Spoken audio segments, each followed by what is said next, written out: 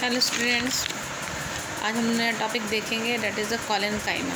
ठीक है, कॉलेनकाइमा क्या है?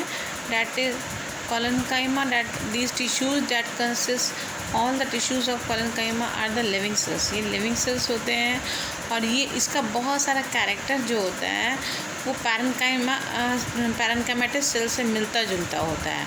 बस अंतर क्या है कि इसके सेल्स के चारों ओर अधिक मात्रा में सेलुलोज जो होते हैं वो डिपॉजिट्स होते हैं, यानी deposition of extra cellulose at the corner of the sales.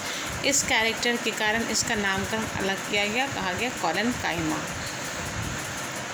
साथ में इसमें एक्स्ट्रा कॉर्नर में सेलुलोज की मात्रा प्रेजेंट होने के कारण इसमें कोई भी इंटरसेलुलर स्पेस प्रेजेंट नहीं होता है, यानी इंटरसेलुलर स्पेस जो होते हैं वो एब्सेंट हो जाते हैं।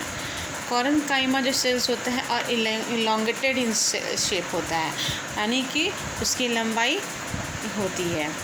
They often contain a few को बहुत कम मात्रा में ही क्लोरोप्लास्ट प्रेजेंट होता है। The cell of collenchyma are located below the epidermis. आप समझ रहे हैं एपिडर्मिस क्या होता है? The outer wall of the cell that is known as epidermis. तो ये कॉलेनकाइमा कहाँ प्रेजेंट होता है? एपिडर्मिस में प्रेजेंट होता है। खासकर डाइकोटिलेडन्स प्लांट है। डाइकोटिलेडन्स यानी कि वैसे पेड़ जिसके बीज जो होते हों वो दो होते हों, जैसे चना, मूंग, अरहर, ये सब डाइकोटिलेडन्स हैं। बीन्स, राजमा, छोले, ये सब के जो पौधे होंगे ये डाइकोटिलेडन्स होंगे।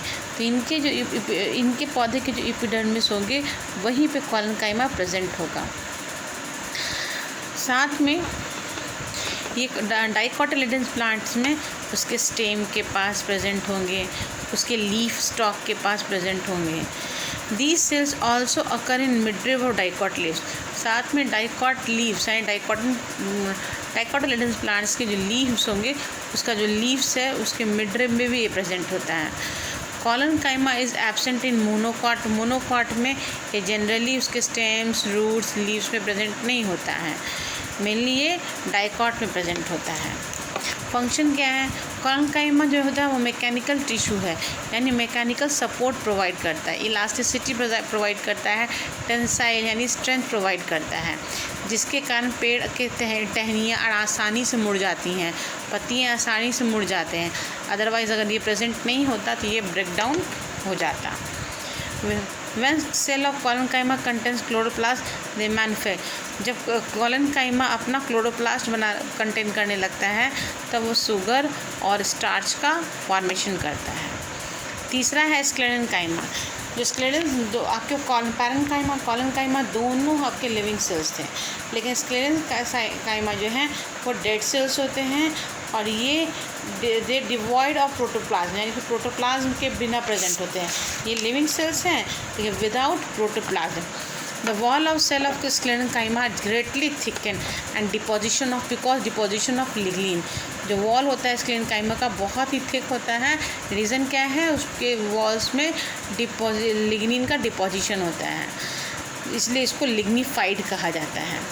Due to excessive thickening of wall of sclerenchyma cell, its cells cavity becomes nearly। तो इसके वॉल्स इतने ज़्यादा थिक होने के कारण सेल्स के आस बगल में कोई स्पेस कैविटी प्रेजेंट नहीं होती। The cells of sclerenchyma closely packed without intercellular, यानी इतनी मोटी मोटी दीवारें होती हैं, लिग्निफाइड वॉल्स होते हैं, जिसके कारण उसमें इंटरसेलुलर स्पेस प्रेजेंट नहीं होता है, एब्सेंट होता है। The cells are fitted like tiles in the mosaic floor। जैसे कि दीवारों में, ज़मीन पे मोज़ाइक फ्लोर पे जैसे टाइल्स फ्लोर फिट होता है ना, उसी ढंग से ये फिट होता है। The middle lamella exists between the two sclerenchyma। दो स्क्लेरेनकाइमा सेल यानी स्क्लेरेनकाइमेटस सेल्स के बीच में एक मिडिल लैमेला प्रेजेंट होता है। मिडिल लैमेला क्या है? It is a thin layer है जो कि पेक्टिन और लिग्निन और प्रोटीन से मिलकर बना है, जो कि दो सेलों को एडजस्ट करता है। अक्रेंस क्या है? They are found in stems. ये स्टेम्स में पाया जाता है, ठीक है। रूट्स में, वेंस ऑफ लीव्स के वेंस में, हार्ड कवर सीड्स का जो हार्ड कवरिंग होता है, कोई भी अनाज का दाना है बीज जो बन जाता है उसका कवर हार्ड हो जाता है। सीड्स, नट्स सभी वो स्क्लेरेन्काइमा होते हैं।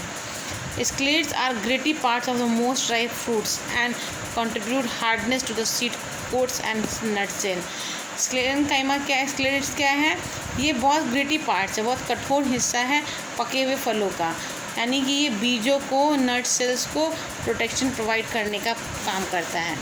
Husk of coconut is made of sclerenchymatous cells. जो स्क्लेरेन्काइमेटस सेल्स होते हैं, नारियल का जो हस्क होता है, यानी कि नारियल का जो रेशा होता है, हस्क जो होता है, वो भी स्क्लेरेन्काइमेटस सेल ही है।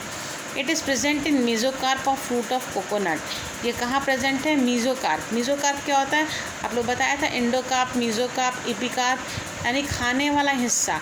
हर जरूर जैसे कि नारियल का हम लोग सबसे अंदर का हिस्सा खाते हैं, तो वो हो गया एंडोकार्प, और उसका मीजोकार्प, एपिकार्प सबसे ऊपर का ब्राउन हिस्सा, मीजोकार्प जो हो गया वो रेसा हो गया। लेकिन वहीं एप्पल की बात करें, संतरा की बात करें, एप्पल का हम लोग एपिकार्प ही खाते हैं, मीजोकार्प ही खाते हैं, लेकिन एंडोकार्प में बीज प्रेजेंट होते हैं। ठीक है, तो इसी तरह से होता है।